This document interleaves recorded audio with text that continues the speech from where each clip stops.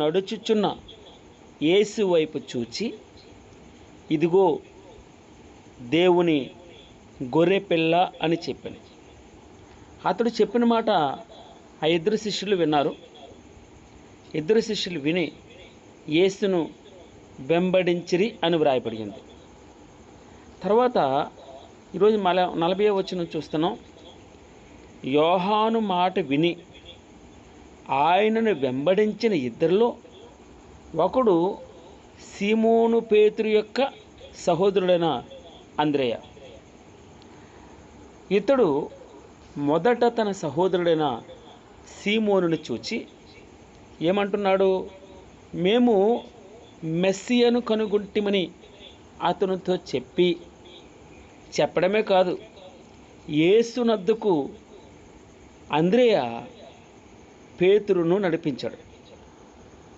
యేసునద్దకు అతనిని తోడుకొని వచ్చిన. మెస్సియా అనే మాటకు అభిషక్తుడని మూల భాషలో క్రీస్తు అని అర్థం.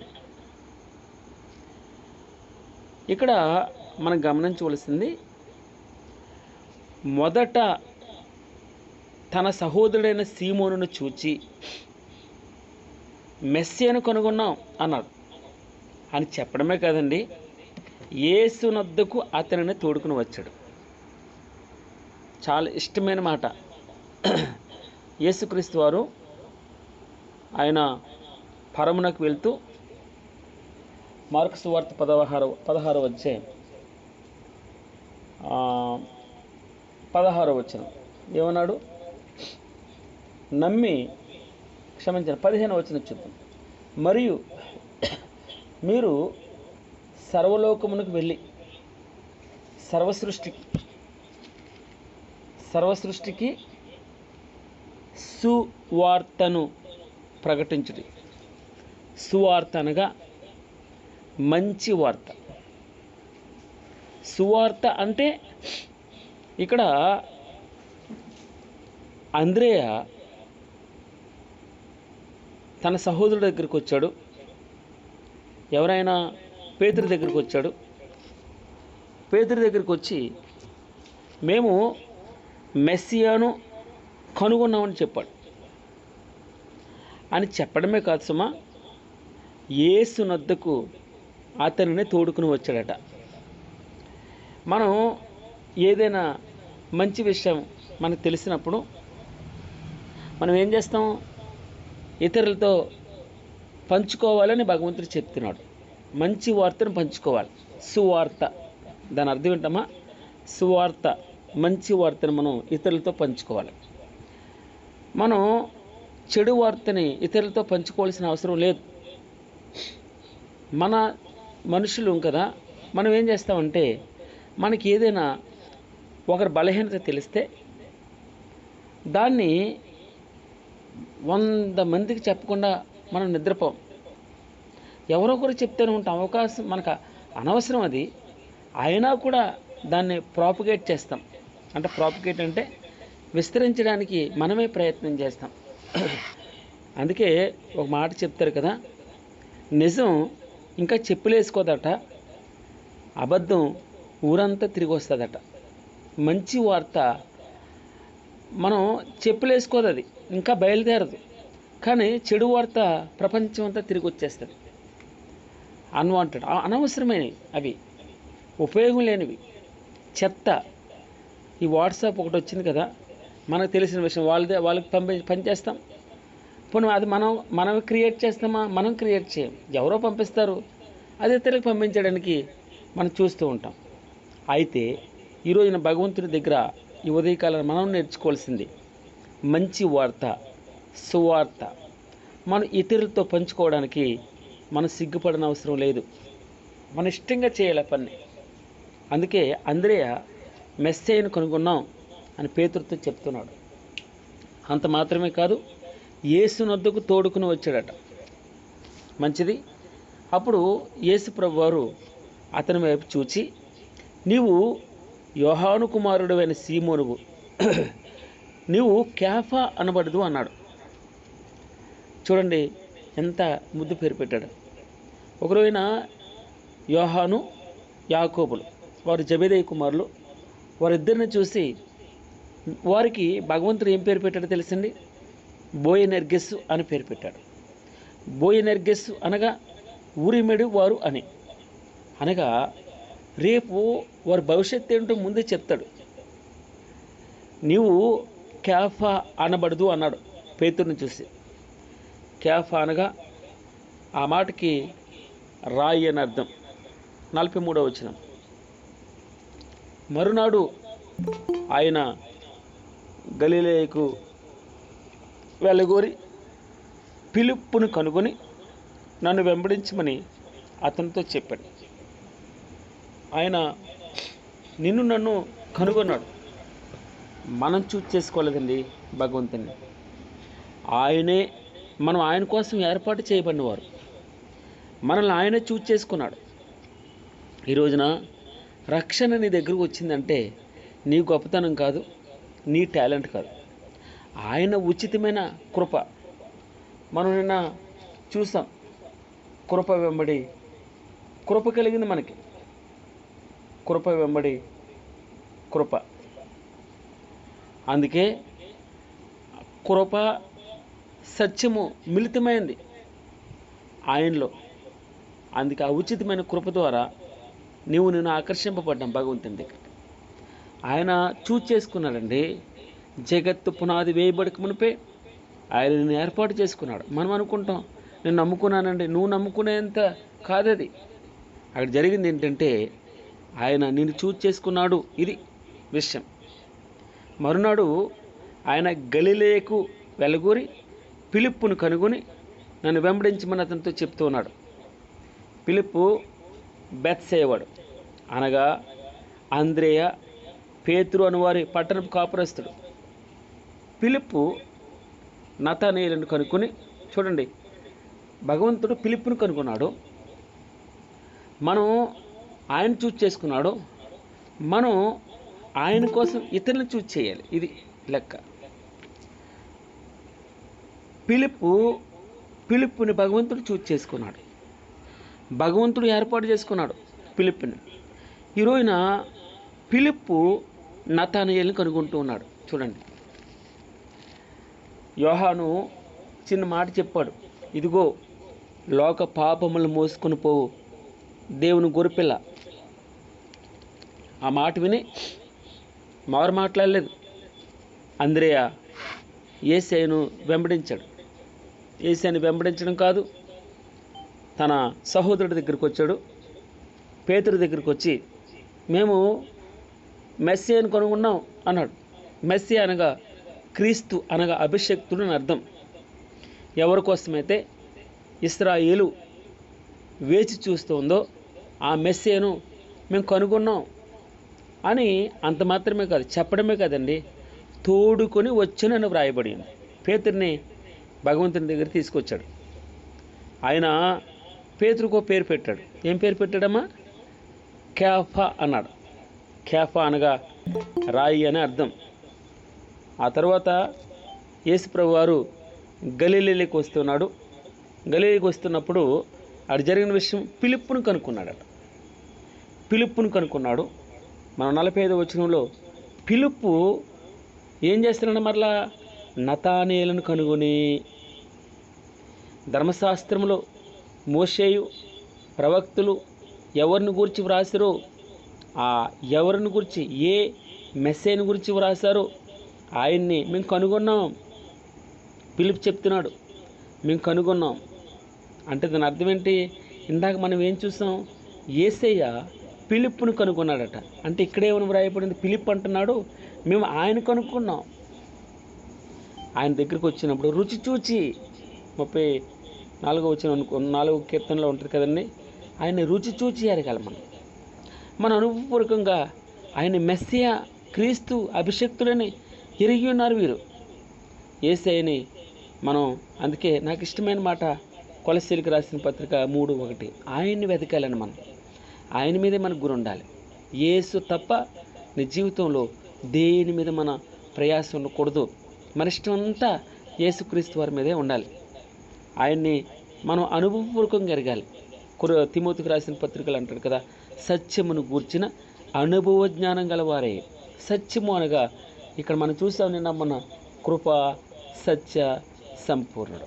సత్యము అనగా ఆయనే, అనగా సత్యమును గురించిన, అనగా యేసు క్రీస్తుని గురించిన అనుభవ జ్ఞానం గలవారై ఉండాలని భగవంతుడు ఇష్టపడుతున్నాడు. పిలుపు అంటున్నాడు నతనయేలును, 45వ వచనం, యోహాను సువార్త 1వ అధ్యాయము 45వ వచనం. పిలుపు నతనయేలును కనుగొని, ధర్మశాస్త్రములో మోషేయు ప్రవక్తలను ఎవరిని గురించి వ్రాసారో, ఏ మెస్సేని గురించి వ్రాసారో ఆయన మేము కనుగొన్నాం.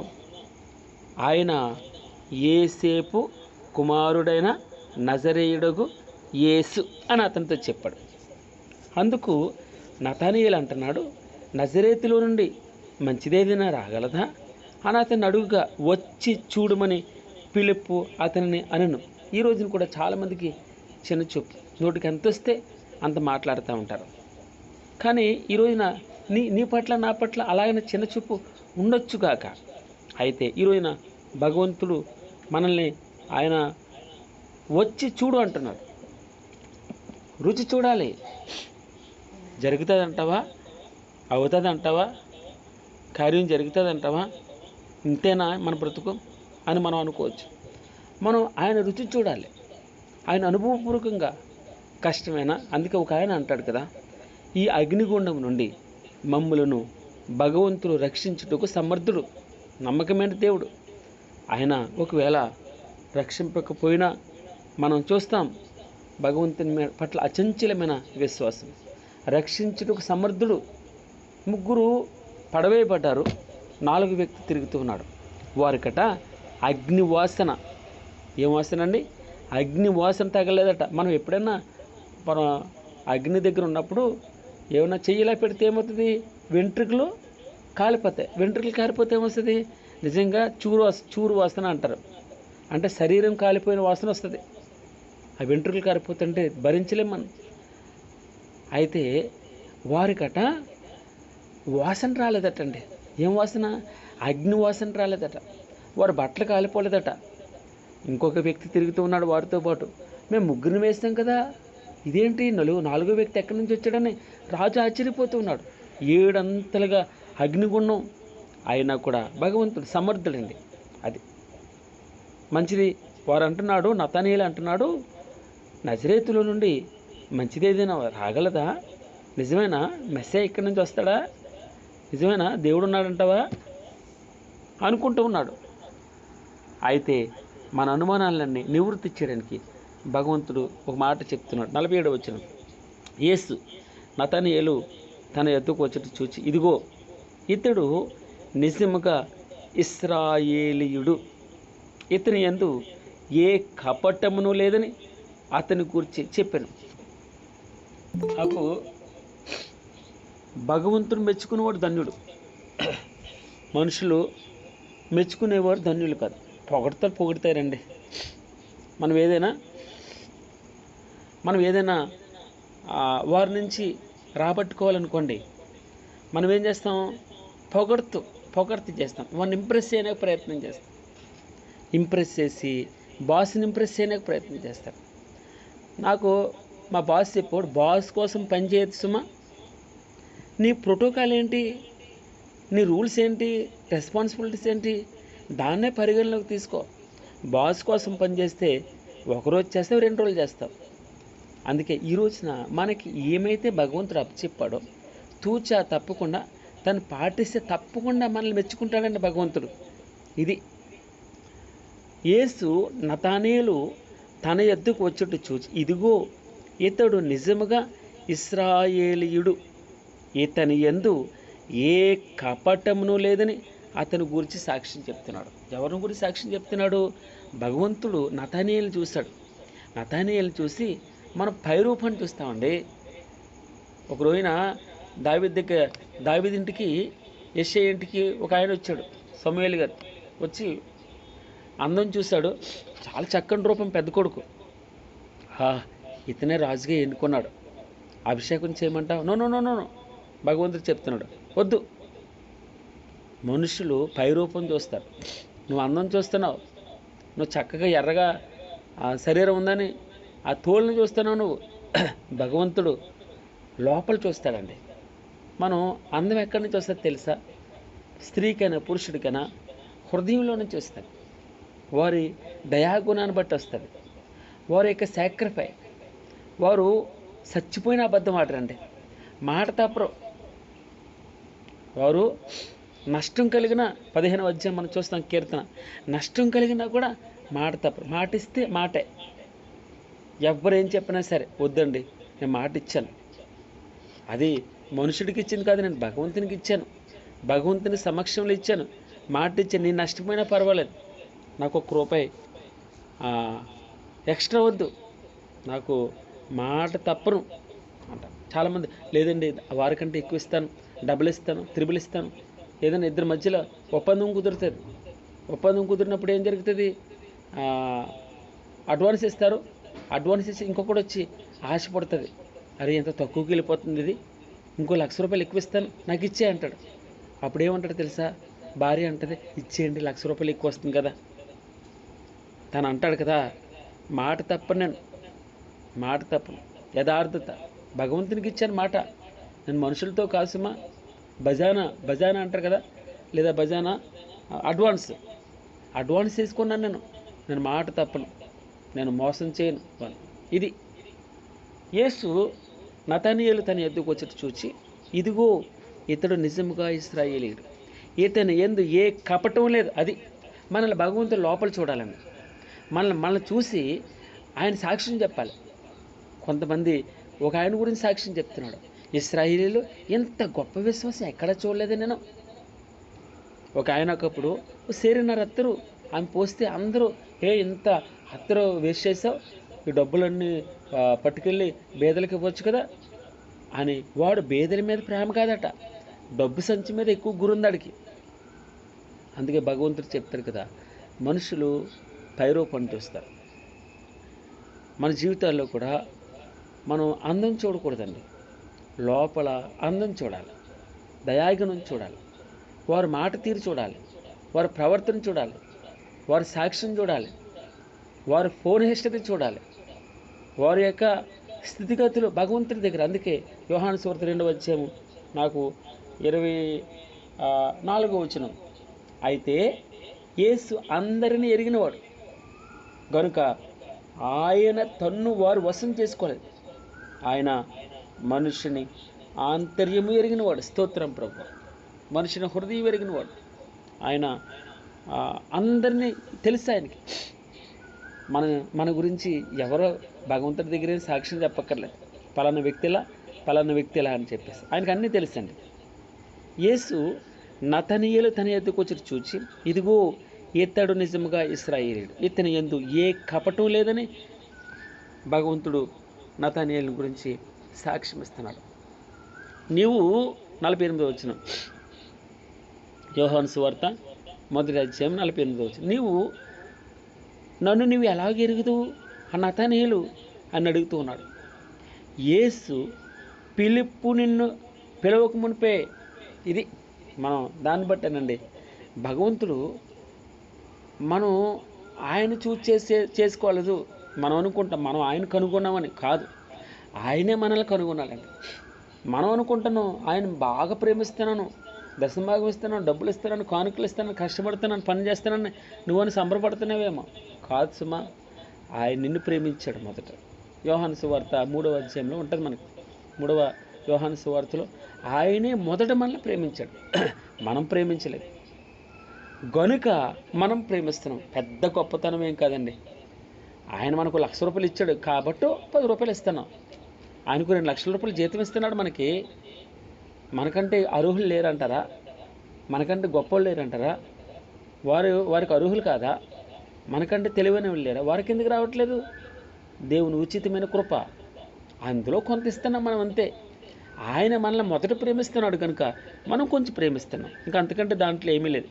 గనుక నీవు ఎలాగ ఎరుగుదేవు నతనీయులు భగవంతుని అడుగుతున్నాడు. అప్పుడు అన్నాడు భగవంతుడు, పిలుపు నిన్ను పిలవక మునిపే నీవు ఆ అంజూరపు చెట్టు క్రింద ఉన్నప్పుడే నిన్ను చూచి తిని అని అతనితో చెప్పు. ఇది గొప్పతనం. భగవంతుని యొక్క శక్తిని మనం ఎరగక మన అవిశ్వాసం మనం నమ్మకం ఉంచలేం. ఒక్కొక్కసారి చిన్నదానికి అపనమ్మకం వస్తుంది, పెద్దదానికి అపనమ్మకం అవుతుంది అంటావా? అరే చేతులారు జారిపోద్దేమో, నాకు కాకుండా అయిపోద్దేమో, అయ్యో అని అనుకుంటాం, బేజారవుతాం.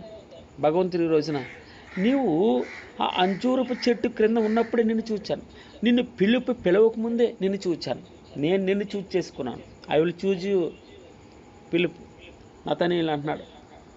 అప్పుడు ఈ మాటలు విని నతనీయులు, బోధకుడా, నీవు దేవుని కుమారుడు, ఇశ్రాయేలు రాజు. మన యోహాను సువార్త 9వ అధ్యాయంలో ఒక మాట చూస్తాం. గురుడువాడికి ఎలా కనబడుతుందంటే తెలిసింది, స్టెప్ బై స్టెప్ భగవంతునితో మనం మమేకం అవుతున్నప్పుడు, ఆయన దగ్గరగా ఉంటున్నప్పుడు రోజు భగవంతుని సంపూర్ణంగా అర్థం చేసుకోవాలండి.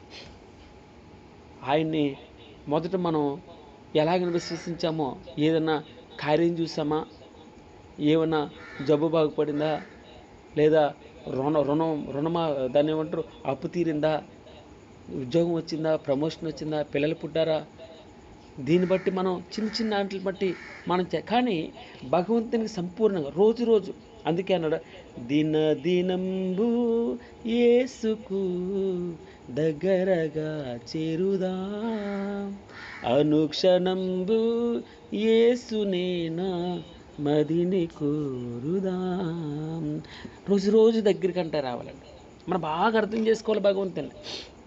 నతనీయులు అర్థం చేసుకుని, బోధకుడా, నీవు దేవుని కుమారుడు, ఇశ్రాయేలు రాజు అని ఆయనకు ఉత్తరం ఇచ్చాడు.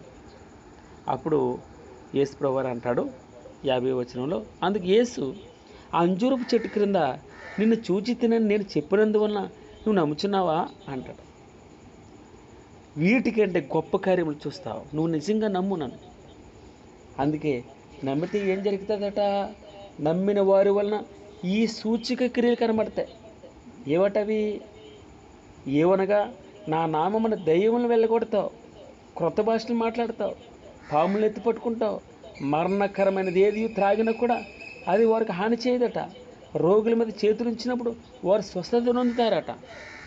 దేవుడు చెప్పిన మాట, నా మాటగా మార్కు సువార్త 16వ అధ్యాయము, నమ్మిన వారి వలన మనకి శక్తివంతులం అవుతాం. మనం ఎవరు రోగుల మీద చేయి పెడితే స్వస్థత పొందుతారట.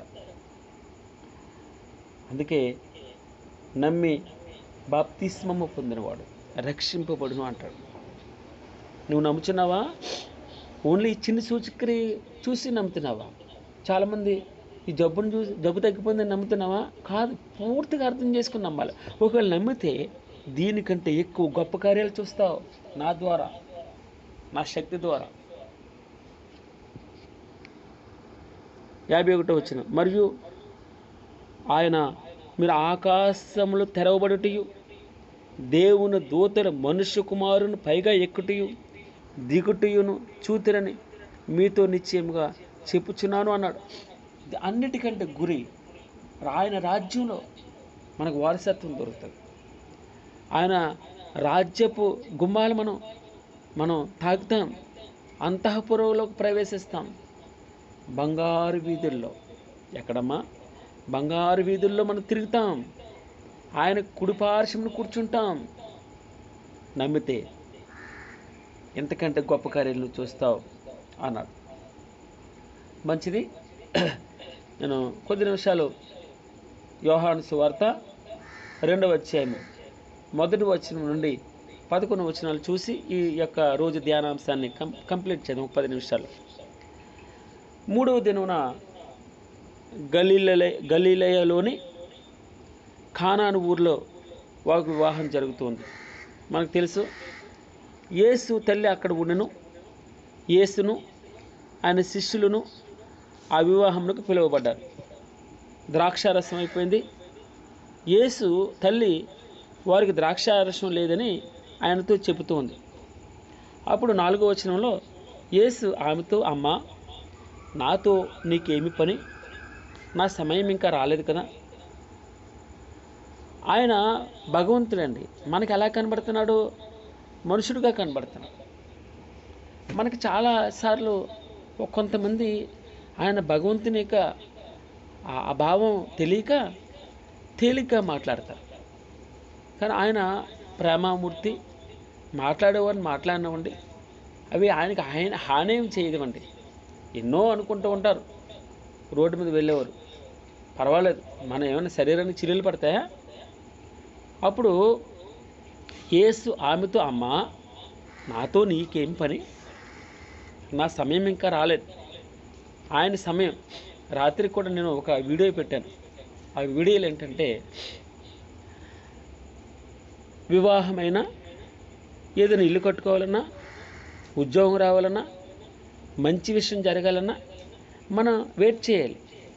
తప్పకుండా ఆయన మనకు మంచిగా చేస్తాడు. ఇది ఆ వీడియో యొక్క సారాంశం. అప్పుడు ఎవరికి ఎప్పుడు ఏది కావాలో, నతనీయులు ఇంకా అంత దూరాన్ని ఉన్నాడు, అంజూరపు చెట్టు కింద ఉన్నాడు. భగవంతుడు దూరాన్ని ఉన్నాడు. అమెరికాలో ఒక ఆయన ప్రార్థన చేస్తున్నాడు. ఇప్పుడు ఒక ఆయన అమలాపురాన్ని ప్రార్థన చేస్తున్నాడు, ఒక ఆయన ఉత్తరప్రదేశ్లో ప్రార్థన చేస్తున్నాడు, ఒక ఆయన పాకిస్తాన్లో ప్రార్థన చేస్తున్నాడు. మీరు ఎక్కడ ఏ మూలలో ఉండి ప్రార్థన చేసినా ఆయన నీ హృదయాన్ని ఆయన చూస్తాడు, నీ వేదన ఆయన చూస్తాడు, నీ కన్నీటిని చూస్తాడు, నీ బాధను చూస్తాడు. ఆయన చూచే దేవుడు. ఆయన అన్నాడు, మనిషిని ఆంతర్యం ఆయనకు తెలుసు. నీ హృదయంలో మాట నా నాలుకకు రాకమునిపే నాకు తెలుసు అంటాడు. అందుకే యేసు ప్రభువు అంటాడు కదా, ఆమెతో, అమ్మా, నాతో నీకేమి పని? నా సమయం ఇంకా రాలేదు అన్నాడు. అప్పుడు మంచి తల్లి, నిజంగా మరి అమ్మగారు ఆ మాట చూసి, ఏం చేయాలి, నా కొడుకు నువ్వే ఇలాగంటే ఏంట్రా, నలుగురిలో నా పరువు తీసేసావు అని అనేస్తావు. కానీ ఆ తల్లి అన్నది, పరిచారకులు, సర్వెంట్స్ని చూసి, ఆయన మీతో చెప్పునది చేయుడి అనెను. ఈ ఉదయకాలన మీరు ప్రార్థన చేసేటప్పుడు ఈ మాట ఎత్తి ప్రార్థించాలి. ఆయన మనతో చెప్పింది చేయాలి, అంతే. ఆయన వాక్య ప్రకారం జీవించాలి. యేసు తల్లి అంటుంది పరిచారకులను చూచి, అమ్మా, ఆ తల్లి అంటుంది, ఆయన మీతో చెప్పునది చేయండి, అంతే. 6వ వచనంలో వారు ఏం చేస్తున్నారు? యూదుల శుద్ధీకరణాచార ప్రకారం 2-3 తూములు పట్టి ఆ రాతు బాణలు అక్కడ ఉన్నాయి. అప్పుడు యేసుప్రభువు వారు అంటున్నాడు, ఏం చెప్తున్నాడు? అక్కడేమో ద్రాక్షారసం అయిపోయింది. ఇక్కడ భగవంతుడు చేసే పని చూడండి. ఆ బాణలు నీళ్లతో, ఎన్ని బాణలు ఉన్నాయి? 6 రాతి బాణలు. ఒక్కొక్క రాతి బాణ 2-3 తూములు పడుతుందట. అయితే యేసు ఆ బాణలు నీళ్లతో నింపుడని వారితో చెప్పగా, వారు వాటిని అంచుల మట్టుకు నింపారట. అప్పుడు ఆయన వారితో, మీరిప్పుడు ముంచి విందు ప్రధాన ఎద్దుకు తీసుకుని పొండని చెప్పగా, వారు తీసుకుని పోయిరి. 9వ వచనంలో, ఆ ద్రాక్షారసం ఎక్కడి నుండి వచ్చినో ఆ నీళ్లు ముంచి తీసుకుని పోయిన పరిచారకులకే తెలిసింది, కానీ విందు ప్రధానికి తెలియకపోయింది. కనుక ద్రాక్షారసమైన ఆ నీళ్లు రుచి చూచినప్పుడు ఆ విందు ప్రధాని పెండ్లు కుమారుని పిలిచి, ప్రతివాడు మొదట మంచి ద్రాక్షారసం పోస్తాడు, జనులు మత్తుగా ఉన్నప్పుడు జబ్బురసం పోస్తారు, నీవైతే ఇదివరకును మంచి ద్రాక్షారసము ఉంచుకుని ఉన్నావని అతనితో చెప్పాడు. గలిలయలోని కానాలో యేసు ఈ మొదటి సూచక క్రియను చేసి తన మహిమను బయలుపరిచెను. అందువలన ఆయన శిష్యులు ఆయన యందు విశ్వాసముంచిరి. ఆ ఇంటికి కష్టం వచ్చింది. కష్టమే కదండి, అవమానమే కదా. తీరా పెళ్లి పెట్టుకున్నారు, పెండ్లి విందు జరుగుతుంది. ఏమైపోయింది? ద్రాక్షారసం. యూదులు ఆచారం ప్రకారం ద్రాక్షారసం ఉండాలి. ద్రాక్షారసం అయిపోయింది. ద్రాక్షారసం అయినప్పుడు కొంచెం అల్లకొల్లలం అవుతుంది, బెంగ అయిపోయింది. ఏం చేయాలి ఇప్పుడు? ఎక్కడి నుంచి కొనుక్కు రావాలి? ఎంత సమయం పడుతుంది? అప్పుడు మరి ఎందుకు యేసుతో ఆ తల్లి చెప్పిందో, యేసు తల్లి వచ్చి ఏమంటుంది? అమ్మా, క్షమించండి, ద్రాక్షారసం అయిపోయినప్పుడు ఇంట్లో గలిబిలు ఉంది, బాధ ఉంది, కష్టం వచ్చింది, ఇబ్బంది వచ్చింది, లోటు వచ్చింది. అయితే లోటు రాక మునుపు అక్కడ ఒక ఆయన వచ్చాడు. ఆయన పేరెవరు? యేసుక్రీస్తు. ఎవరైనా దేవుడు.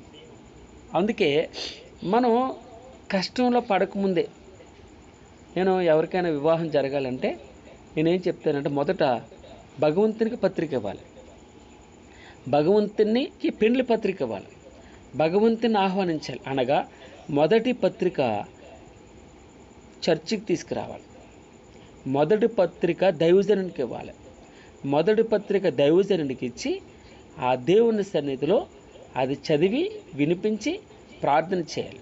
తర్వాత సంఘానికి ప్రకటించాలి, దాని తర్వాత బంధువులకు వెళ్ళాలి. ఇది క్రమం మన క్రైస్తవ సమాజంలో. మొదట భగవంతునికి, తర్వాత సమాజానికి. క్రైస్తవ జీవితంలో మనం నేర్చుకోవాల్సినటువంటి శుభకార్యం ఇది. ఇక్కడ ఆ ఇంటికి ఎవరు ఆహ్వానించబడ్డారు? మొదట యేసుక్రీస్తు వారు ఆహ్వానించబడ్డారు, ఆమె తల్లి ఆహ్వానించబడింది, అతని శిష్యులు ఆహ్వానించబడ్డారు. ఇది అనగా భగవంతుని మనం ఇన్వైట్ చేయాలి. ఏ శుభకార్యమైనా కష్టమైనా మొదట ఎవరు రావాలి? అక్కడికి భగవంతుడు రావాలి. భగవంతుడు వస్తే చాలండి, మీకు ఎంత లోటు ఉన్నా తీరుతుంది. ఆ ఇంటికి కష్టం రాకమునిపే భగవంతుని ఆహ్వానించారు. ఇది చాలా సంతోషించి తగ్గ విషయం. భగవంతుడు అక్కడ ఉన్నాడు, లోటు వచ్చింది. భగవంతుడు ఉన్నంతగా ఉన్నప్పుడు లోటు వస్తుందా? వస్తుంది. భగవంతుడు మనతో ఉన్నప్పుడు కష్టం వస్తుందా? వస్తుంది. అయితే ఆ కష్టాన్ని తప్పించడానికి సామర్థ్యం ఇస్తాడు. ఇది తేడా. ఆ కష్టాన్ని తప్పించడానికి మన ద్వారానే ఆయన మహిమ తెచ్చుకుంటాడు. కాళ్ళ నుంచి హంపట్ అండు. ఆయన ద్రాక్షారసం అయిపోయింది అన్నారు. యేసు తల్లి వచ్చి ద్రాక్షారసం అయిపోయింది అని ఆయనతో చెబుతోంది. అప్పుడు అమ్మ, నా సమయం ఇంకా రాలేదు, జస్ట్ వెయిట్ అండ్ సీ. అది ఆయనకు సమయం ఉంటుందండి, దానికోసం మీరు వెయిట్ చేయాలి. మనం ఏది మంచి జరగాలన్నా అన్నిటికీ సమయం ఉంటుంది. ఆ సమయంలో భగవంతుడు చేస్తాడు. అప్పుడు యేసు తల్లి అంటుంది పరిచారికలను చూసి, సర్వెంట్స్ని, ఆయన మీతో చెప్పింది చేయండి అయ్యా అన్నది. యూదుల శుద్ధీకరణాచార ప్రకారం, అంటే శుద్ధీకరణాచార ప్రకారం అంటే ఏంటి? కాళ్ళు చేతులు కడుక్కుంటారు, వారు లోపలికి వెళ్తారు. అక్కడ ఎన్నున్నాయి? 6 రాతి బాణలు. అంటే ఈ రోజున మన చివరిగా ఉంటుంది. అది భగవంతుని చేతిలో వాడబడాలంటే చివరిది, బలహీనమైనది, అజ్ఞాని, పనికిరానోడు, వీడు అసలు ఎందుకు పనికిరాడు వీడు అంటారే, వీడు వేస్ట్ గాడు అంటారే, వాడినే భగవంతుడికి కావాలి. నువ్వేది పనికిరాదని తీసి పడేస్తావే, అదే భగవంతుడు చూస్ చేసుకుంటాడు. కాళ్ళు కడుక్కునే దగ్గర రాతి బాణం ఉంది. ఆయన అద్భుతం చేయడానికి ఆ రాతి బాణాలను ఉపయోగించి, ఇంట్లో అన్ని బిందులు పట్టురండి, ఇంట్లో ఉన్న పెద్ద పెద్ద వెసల్స్ ఏమన్నా పట్టురండి అని చెప్పలేదు.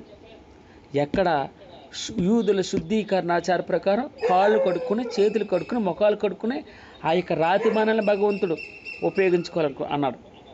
అయితే ద్రాక్షారసం అయిపోయింది. ఏం చేయాలి? ద్రాక్షలు పట్టు రావాలి, తొక్కాలి, రసం తీయాలి. అది కాదండి.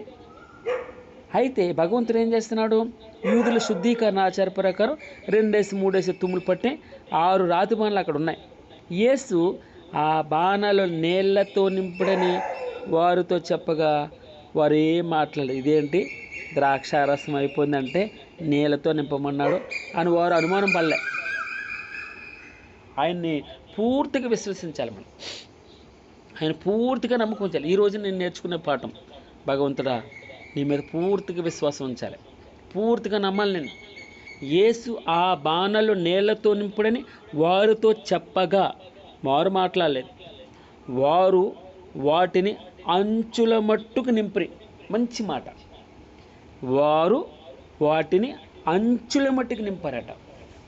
అంచులంటే పొంగి పొర్లేంతగా, ఎక్కడా గ్యాప్ లేదు. అంటే అనుమానం ఏసమంతా లేదండి. ఇది మన దగ్గర అన్నాడు. ఆవగింజంత విశ్వాసం ఉంటే చాలు అన్నాడు.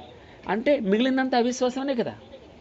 నీకు ఎంత అవిశ్వాసం ఉన్నా ఆవగింజంత విశ్వాసం ఉంటే చాలు అని అర్థం. కానీ నేనేమన్నానంటే మనకి ఆవగింజంత అవిశ్వాసం ఉండకూడదు భగవంతుని మీద. మనం నిండుగా అంచుల మట్టుకు నింపేయాలి. అప్పుడు ఆయన ఏం చెప్పాడు తెలుసండి? ఆయన ఏం చేశాడు? వ్రాయబడలేదు ఇక్కడ.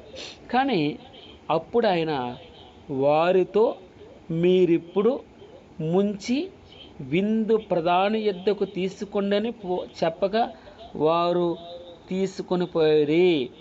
జరిగిన విషయం ఏంటంటే, వారు తీసుకుని పోతూ ఉండగా నీళ్ళు ద్రాక్షారసం అయ్యిందండి. స్తోత్రం ప్రభా.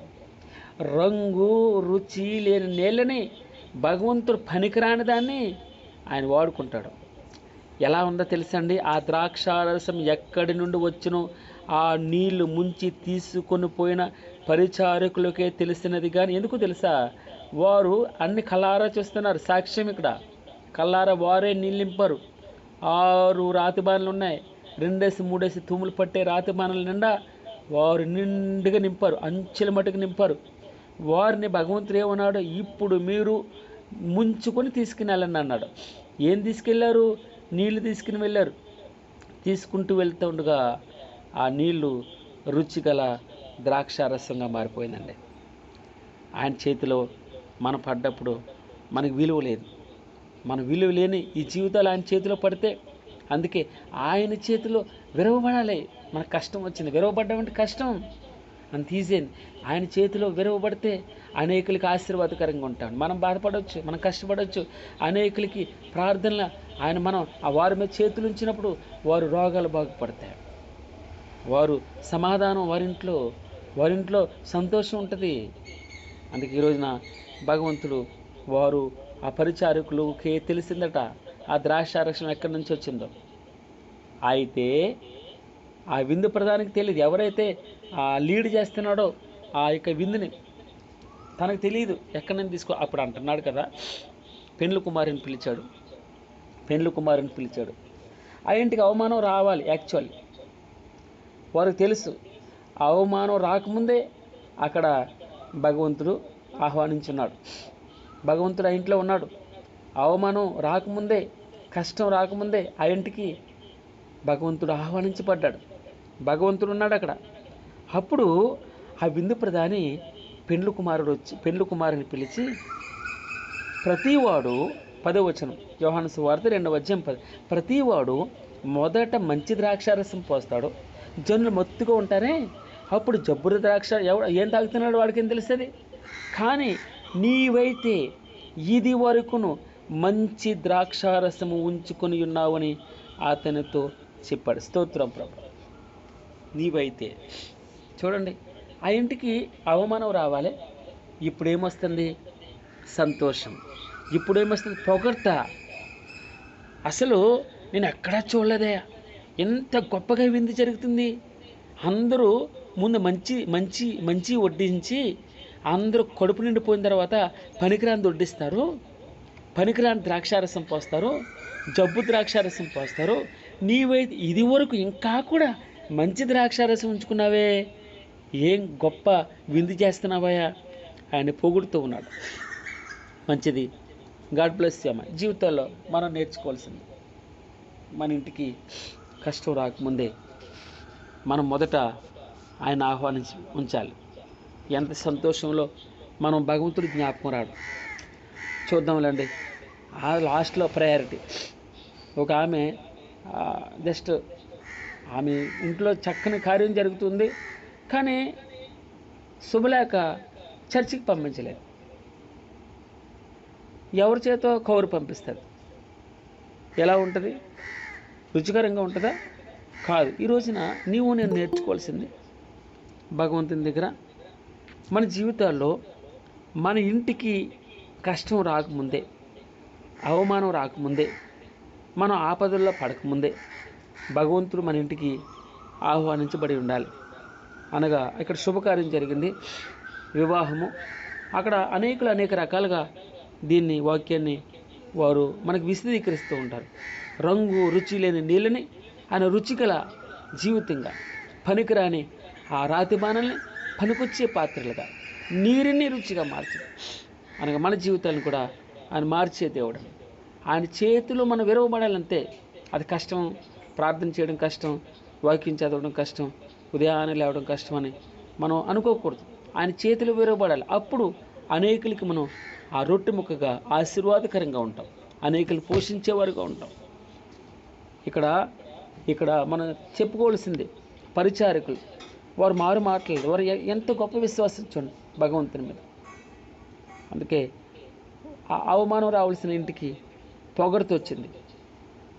అసలు ఏం చేయాలో తెలియని పరిస్థితిలో అక్కడ భగవంతుడు ఆహ్వానించబడ్డాడు, భగవంతుడు ఉన్నాడు. అందుకే నా మటుకు నేను కూడా నేర్చుకో మన జీవితాలు ఏం జరిగినా కూడా మొదట ఆయన ఉండాలండి. ఆయన ఉంటే చాలు. మన బాధలు ఆయనకు తెలుసు, మన కష్టం ఆయనకు తెలుసు, మన ఇబ్బందులు ఆయనకు తెలుసు, మన పరిస్థితులు ఆయనకు తెలుసు, మన ప్రజెంట్ సిచ్యువేషన్ ఆయనకు తెలుసు. ఆయనే మిగిలినంతా ఆయన చూసుకుంటాడు. కానీ మొదట మనం ఆయన చెప్పి ఉండాలి, ఆయన చెప్పి వెళ్ళాలి. ఏదైనా సరే ఆయనకి చెప్పాలి. నా జీవితంలో కూడా ఏదైనా డిసిషన్ తీసుకునేటప్పుడు ఆయన చెప్పకుండా నేను తీసుకోను, ఆయనకి చెప్తాను. అది నీ చిత్తమైతేనే ప్రభు. అనేక సంవత్సరాల నుంచి వెయిట్ చేశాను, అనేకమైన డిసిషన్స్ ఆయనకి చెప్పి. ఆయన ఇచ్చే వరకు మనం ఆగాలి. నా సమయం ఇంకా రాలేదంటారు. అది వివాహమైనా, లేదా ఉద్యోగమైనా, ఇల్లైనా, ఏ అవసరతైనా మనం ఆదుర్దా పడక్కర్లేదు. కానీ ఆదుర్దా పడకముందు భగవంతునికి చెప్పి ఉండాలి. నేను నా తండ్రికి చెప్పాను కదా, ఏసేకి చెప్పానులే, నేను ప్రార్థన చేశాను అని చాలా మట్టుకి అనేకులు ముందు మా కోసం ప్రార్థన చేయండి, వివాహం కోసం ప్రార్థన చేయండి, గృహం కట్టుకున్నాను ప్రార్థన చేయండి. మంచిదే, భగవంతునికి చెప్పాలి. తర్వాత అంటే దాని అర్థం ఏంటంటే మన చేతిలో డబ్బు ఉన్నప్పుడు పక్క వాళ్ళు పట్టించుకోరు అన్న మాట రాకూడదు. మన ఇంట్లో పుష్కలంగా ఉన్నప్పుడే భగవంతునికి చెప్పు ఉండాలి. అది అంటే ఉన్నప్పుడు ఒకేలా ఉండాలి, లేనప్పుడు ఒకేలా ఉండాలి. ఉన్నప్పుడేమో భగవంతుని లెక్క చేయం, వెళ్దాంలా, చూద్దాంలా, ప్రార్థన చేద్దాంలా, వాక్యం చేద్దాంలా, దాన్ని ప్రయారిటీ ఇవ్వం. లేనప్పుడు అయ్యో అని దుఃఖపడతాం, మా కోసం ప్రార్థన చేయండి అంటారు. కానీ మంచిగున్నప్పుడు మా చర్చికి రండి అంటే ఈవేళ పెళ్ళి ఉందండి అంటారు, ఈవేళ శుభకార్యానికి వెళ్ళాలి, అక్కడ పని ఉంది, ఇక్కడ పని ఉంది. మనం భగవంతునికి లీస్ట్ ప్రయారిటీ ఇస్తాం. కష్టం వచ్చింది అనుకోండి, మొట్టమొదటి ప్రయారిటీ కష్టం. ప్రభువా నువ్వే కష్టం, ఈ కష్టం నుంచి తొలగించు, బాధ నుంచి తొలగించు, మనం ఎంతో వేదనతో ప్రార్థన చేస్తాం. అయితే ఈ రోజున ఈ ఉదయకాలన నా మటుకు నేను నేర్చుకుంటూ ఉన్నాను. మన ఇంట్లో బాధ రాకముందే ఆయనకి మనం ప్రతి విషయాన్ని చెప్పి ఉండాలి. మన పరిస్థితి ఆయన తెలిసి ఉండాలి. గలిలయలోని కానాలో యేసు ఈ మొదటి సూచక క్రియను చేసి తన మహిమను బయలుపరిచాను. అందువలన ఆయన శిష్యులు ఆయన యందు విశ్వాసముంచిరి. గాడ్ బ్లెస్ యూ అమ్మా. దేవుడు పరిశుద్ధ వాక్యమును మన వెనుకల్లో దీవించును గాక.